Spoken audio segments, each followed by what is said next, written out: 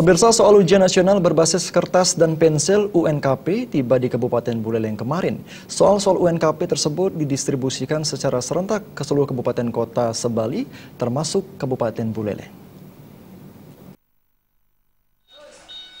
Soal ujian sekolah yang mengikuti ujian nasional berbasis kertas dan pensil UNKP telah didistribusikan ke seluruh kabupaten kota sebali.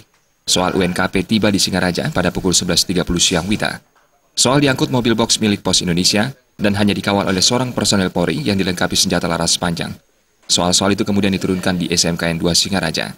Perlu diketahui, sebanyak 33 sekolah tingkat SMA, MA, SMK di Kabupaten Buleleng masih menjalankan ujian dengan sistem konvensional, yakni ujian nasional berbasis kertas dan pensil atau UNKP.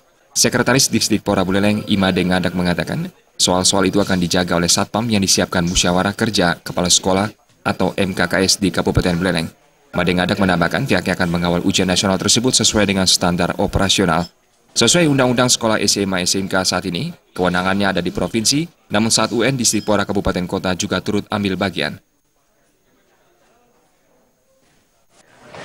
UN itu adalah pekerjaan besar, ujian nasional itu sekolah nasional, maka kami selaku panitia UN, US, USBN di Kabupaten Buleleng mengawal UN itu sesuai dengan POS, prosedur operasional standar yang dikeluarkan oleh BSMP.